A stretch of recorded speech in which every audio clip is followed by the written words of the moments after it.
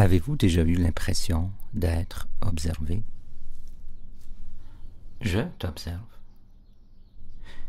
Qui es-tu et qu'est-ce que tu observes? Ah, tu vois, je suis une partie de toi. Et j'observe les pièges dans lesquels tu tombes. Piège?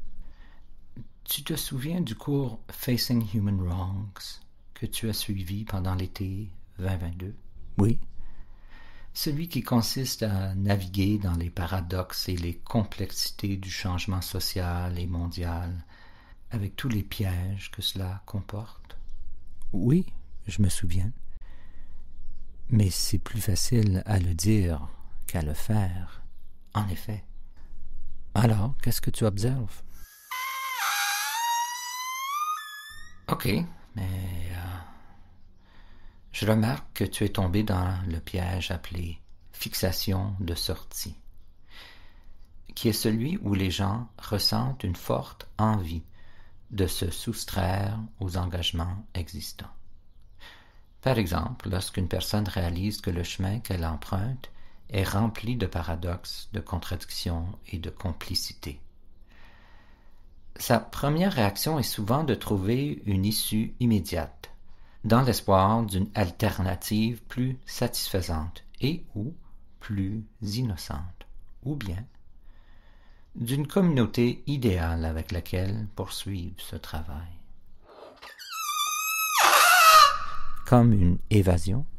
Oui, quelque chose comme ça. En passant, d'où viennent ces sons de ballon? Ah, ils viennent de ton imagination, cher ami. Ah, mais ça sonne un peu comme... Tout est possible. Ok, mais dis-moi, que vois-tu d'autre?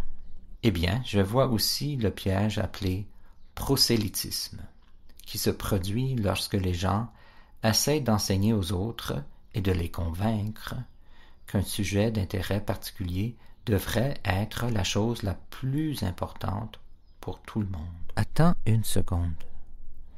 Je fais ça tout le temps en tant que militant climatique et avec mon balado sur l'art et Bien sûr que l'écologie. tu le fais et tu devrais continuer, pas de souci. Mais il y a le risque que ton travail soit perçu comme un effort pour revendiquer une position morale supérieure. Et, bien que ce piège puisse être motivé par une véritable passion pour un problème, et tu es certainement passionné par ton travail, il y a le potentiel d'imposer aux autres une manière qui ne respecte pas leur propre cheminement de désapprentissage ou d'apprentissage, et qui produit souvent l'effet inverse, soit de repousser les gens plutôt que de les inviter.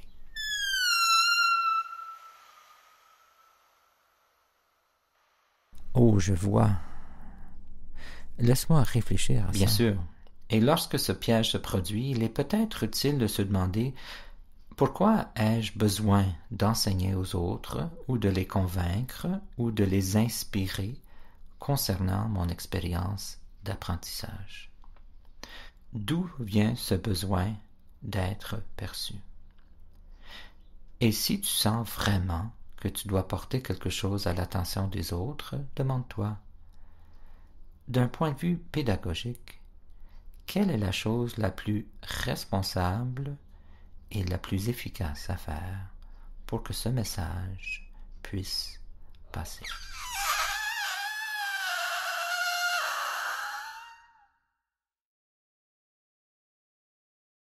Ok, quoi d'autre?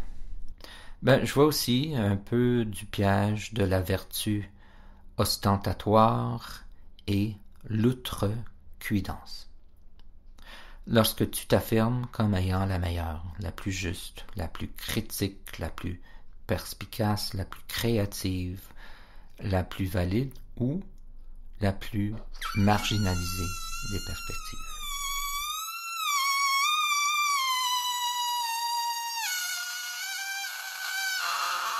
Cette approche tend à être axée sur le désir d'être vu d'une certaine manière par les autres ou par soi-même et peut être motivée par le désir de minimiser ou de nier sa complexité dans le mal.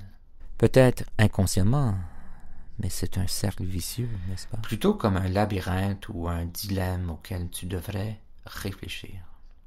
Comme Donna Haraway le dit si bien, il faut demeurer avec ce qui est troublant. Stay with the trouble. Ok, et on en fait une dernière? Vas-y. Ce piège est particulièrement difficile pour toi. Hey, j'ai besoin que tu sois fort ici, mon pote, ok? Oui, j'écoute. C'est ce qu'on appelle le contournement spirituel. Et cela se produit lorsque des idées ou des pratiques spirituelles sont utilisées pour contourner, éviter ou encore fuir l'analyse de la violence historique et systématique et aux difficultés de sa propre complicité dans le mal historique et systématique. Tu comprends ce que je veux dire? Oui, je pense que oui, mais je ne crois pas que je fasse ça. Peut-être pas consciemment, mais le contournement spirituel se manifeste souvent en même temps que l'appropriation culturelle.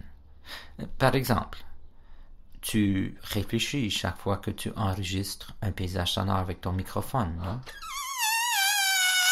Je vois ce que tu veux dire. Tu es un bon observateur. Merci, et de même pour toi. Je suis un peu comme ton ange gardien. Ou le diable. C'est comme tu veux. De toute façon, je suis là pour toi.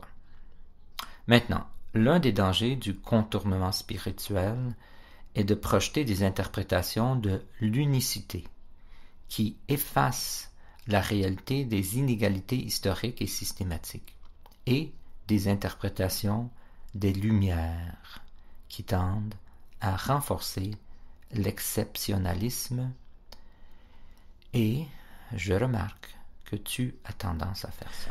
Oui, bien sûr, je le fais, mais cela fait partie de la vie d'un artiste. C'est vrai, oui, mais cela ne signifie pas nécessairement que c'est bien, n'est-ce pas? Il faut réfléchir à tout ça.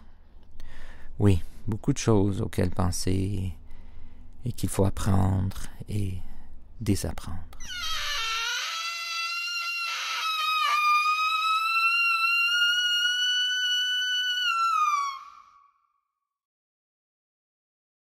Quels sont les pièges dans votre